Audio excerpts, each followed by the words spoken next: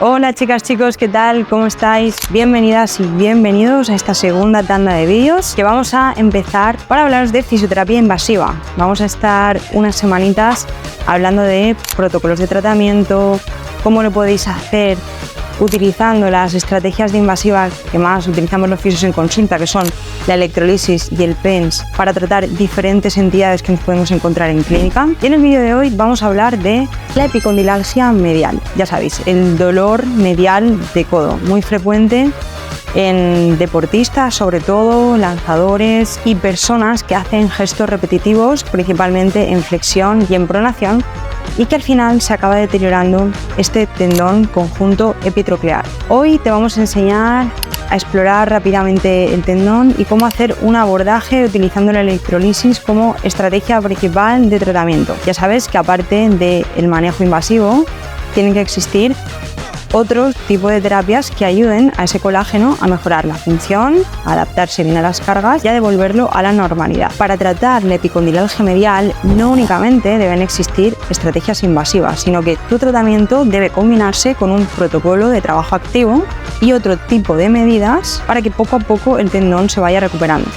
Aún así, en los vídeos que te vamos a presentar a lo largo de estas semanas, nos vamos a centrar en cómo debería realizarse el tratamiento invasivo en las diferentes entidades de las que iremos hablando.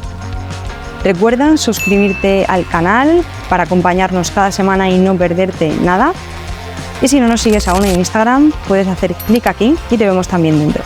Así que sin más, empezamos. Esto que os presento por aquí es un pequeño recuerdo anatómico de toda la región medial del codo. Es importante que conozcamos la distribución de los diferentes componentes tendinosos para, cuando vayamos a hacer el abordaje invasivo, lo tengamos más claro. Aunque tengamos la guía ecográfica, si queremos acelerar los procesos de manejo con el paciente, es muy importante que entendamos la anatomía, que sepamos cuál es la distribución que siguen los diferentes paquetes musculares, tendinosos, capsulares, porque así cuando vayamos a ver la imagen ecográfica lo tendremos bastante claro. Esto que os presento por aquí es la región medial posterior, casi posterior. Lo que estáis viendo marcado con una E se corresponde con el epicóndilo medial. Esta arcada que veis aquí es una arcada que forma el flexor ulnar del carpo. Es toda esta región muscular que vemos en la imagen. Una precisión que os quería hacer aquí antes de adentrarnos en lo que es el tendón conjunto epitroclear es que la arcada que forma el flexor ulnar del carpo es una arcada preparada para que discurra por debajo de ella el nervio cubital, que es esta estructura que estáis viendo por aquí.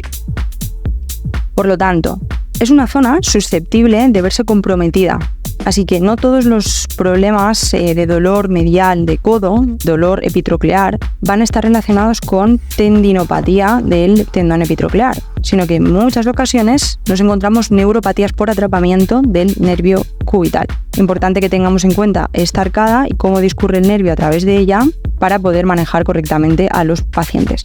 Una vez esto claro y hecha esta pequeña apreciación, voy a enseñaros por aquí una imagen que a mí me gusta mucho, en la que se describen con detalle cada uno de los componentes tendinosos que conforman el tendón conjunto epitroclear.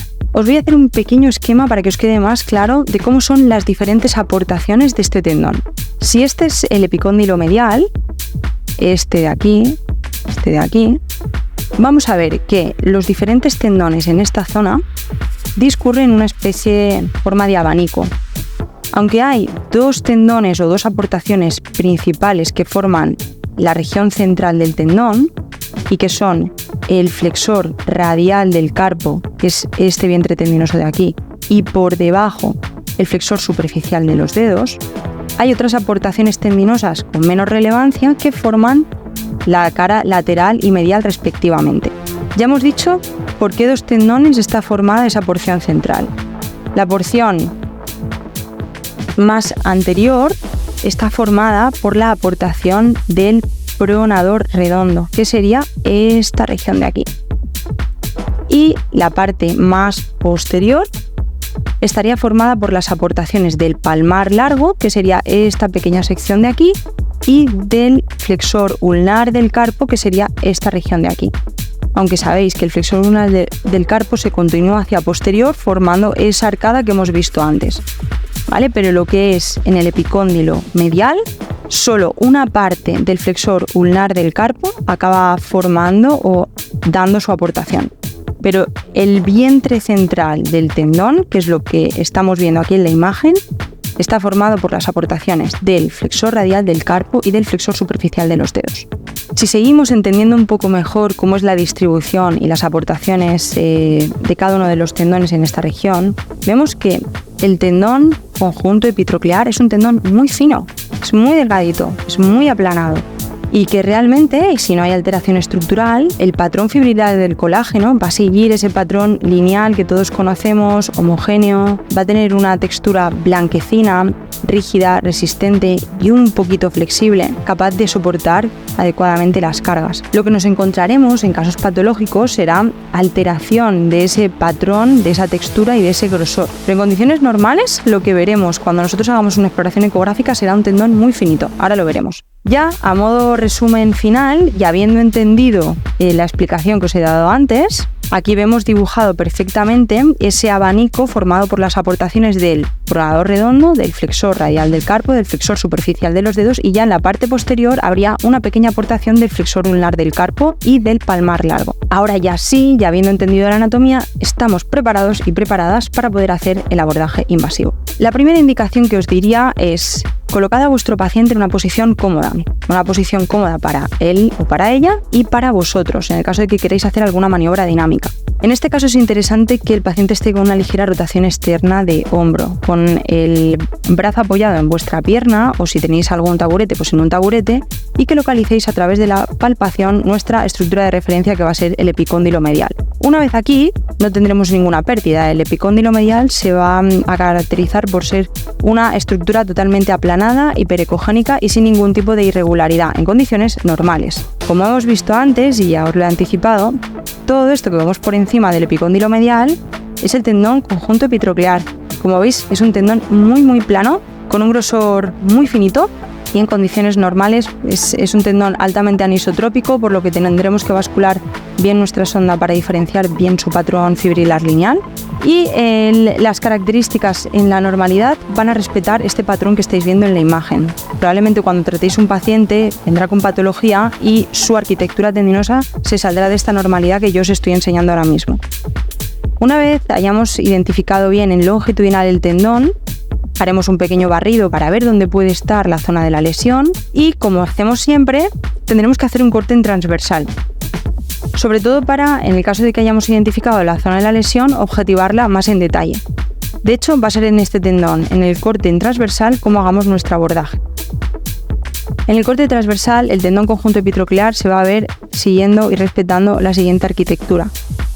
Esta fina capa que vemos totalmente anecoica por encima de la cortical se va a corresponder con el cartílago articular. El tendón va a respetar el plano superficial por encima de ese cartílago. Y va a ser esta nuestra zona diana, la zona prácticamente central del tendón. Para hacer nuestro abordaje, una vez localizado el tendón, introduciremos nuestra aguja y haremos un abordaje muy despacito, con cuidado, preguntándole al paciente constantemente si duele, molesta, si tiene algún tipo de sensación de quemazón, presión. En caso de que doliera o si el paciente tuviera pánico a las agujas, obviamente no se hace este tipo de estrategia. Entraremos poquito a poco a la zona diana con nuestra aguja, buscando esa región anecoica, que va a ser la zona de daño tendinoso. No en todos los casos está indicada la electrolisis, no en todos los pacientes se puede hacer electrolisis, no siempre vamos a necesitar hacer electrolisis, pero va a haber algunos escenarios en los que sí sea de gran ayuda hacer este tipo de intervenciones, sobre todo en tendinopatías rebeldes en las que han fracasado otro tipo de estrategias conservadoras, activas o analgésicas en las que nos ha invadido el tejido. Que sé que, hay mucha gente reacia a las agujas, no pasa nada, no las utilicéis. Yo aquí estoy hablando para todas y todos los que sí utilicéis invasiva en consulta.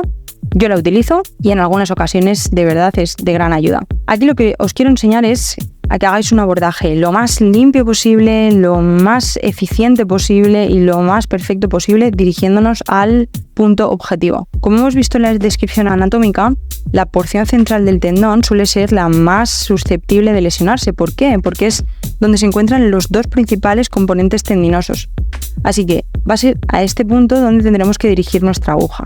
Y una vez ya tenemos colocada nuestra aguja en la zona diana, cerraremos el circuito con el ánodo, el cátodo ya sabéis que va a ser nuestra aguja activa, y es ahí donde aplicaremos la corriente.